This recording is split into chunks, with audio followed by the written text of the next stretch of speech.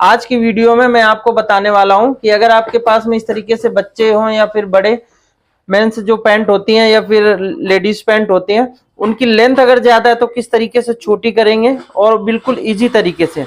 जैसे कि ये देखिए जो मोहरी है, यहाँ पे डिजाइन बना होता है, ये यहाँ पर नीचे की तरफ, तो ये डिजाइन नीचे कटिंग करने के बावजूद भी यहाँ पर आना चाहिए, तभी पैंट का एक अच्छा लुक आता है। अगर ये काट के हटा देते हो फिर उसको फोल्ड कर देते हैं ना, तो उससे लुक अच्छा नहीं आता है। तो ये देखिए सबसे पहले तो जो लंबाई है वो हमें नापनी है। 33.5 इंच लंबाई है, तो यहाँ से हम इंची टेप को रखेंगे और इस तरीके से देखिए जहां तक 33.5 लंबाई आ रही है और ये नीचे लंबाई उसमें माइनस कर देना है। ये जो बॉटम नीचे यहाँ पर ये जितने इसका जो डिजाइन है, तो ये आधा इंच आ रहा है, ठीक है। तो 33.5 इंच लंबाई है, तो यहाँ पर हम 33 इंच पे ये इस तरीके से निशान लगा लेंगे।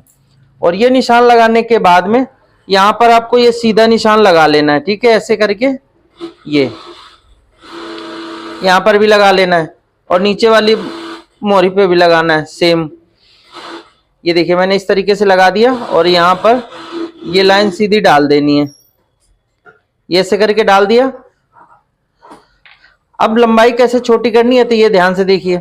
सबसे पहले तो आपको ये मोहरी को इस तरीके से पलट देना है ऐसे, और ये जो लंबाई यहाँ तक निशान हमने लगाया तो वहीं तक इस तरीके से मोहरी को ऐसे सेट करना है, ठीक है। ये देखिए जो निशान के बराबर से यहाँ आना चाहिए और यहाँ पर नीचे वाली भी मोहरी को ऐसे करेंगे। ये देखिए इधर हमें पलट के ऐसे देख लेना है, तो ये बिल्कुल परफेक्ट आ रहा है, ये निशान आ रहा है ना, इसके बराबर ही आ रहा है। अब यहाँ पर हमें करना क्या है, ये देखिए जो इसकी सिलाई लगी हुई है ना, इसको यहाँ से बराबर मैच करेंगे और इधर की भी ये सिलाई हमें बराबर मैच करना है। अब यहाँ से हमें करना क्या है, ध्यान से देखिएगा। मैच करने के बाद में आराम से आप इसको ऐसे करके सिलाई यहाँ से लगानी शुरू करना है और ये देखना है कि ये जोड़ दोनों बराबर होने चाहिए, इधर उधर बिल्कुल भी ना हटने पाए। और यहाँ हम इस तरीके से लाएंगे कहाँ तक, ये देखिए यहां तक लेके आएंगे। इसके बाद में थोड़ी थोड़ी दूर में ये देखिए इस तरीके से बराबर सिलाई हमें लगानी है। इसके बाद में फिर हमें इस तरीके से पकड़ना है और ये निशान देख लेना है कि निशान के बराबर से आ रही है या फिर इधर उधर हो रहा है, तो बिल्कुल बराबर है और यहाँ पे इस तरीके से लगाना है, ठीक है। ये दिख रहा है इधर। अब ये भी ध्यान देना है कि ये जोड़ भी ना हमारा बिल्कुल निशान के ऊपर आना चाहिए, अलग नहीं होना चाहिए। एक बार फिर से हम निशान चेक करेंगे, ये देखिए बराबर आ रहा है। ये बहुत इजी हो जाता है। अगर वैसे आप काट के लगा देते हो ना तो लंबाई इसकी छोटी बड़ी होने के चांसेस ज्यादा रहते हैं।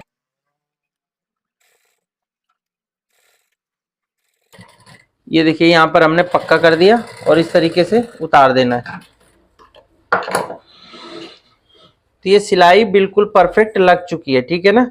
ये देखिए जोड़ से जोड़ मिल गया इधर भी, और इधर का एक बार हम जोड़ चेक कर लेंगे, तो यहाँ पर भी जोड़ मिल रहा है, ये बिल्कुल ऐसे करके आ रहा है। अब इसका जो है ना ये एक्स्ट्रा मार्जिन हमें कट कर देना है, तो आप ऐसे करके कहीं से भी काटना शुरू कर सकते हैं।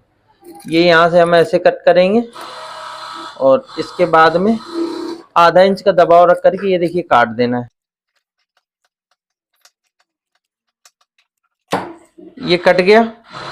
अब आप देख सकते हो ये जो डिजाइन है कितना बेहतरीन लग रहा है। ये लग नहीं रहा है कि यहाँ से लंबाई छोटी हुई है, और आप यहाँ पे एक सिलाई लगा सकते हो, ठीक है।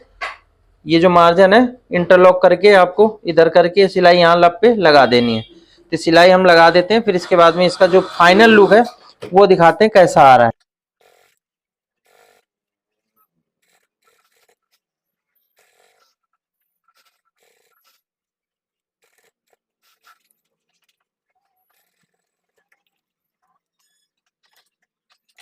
तो ये देख सकते हैं इसका है फाइनल लुक, जो कि कितनी बेहतरीन मोहरी लग रही है इधर से भी, और आप इधर से भी देख सकते हो।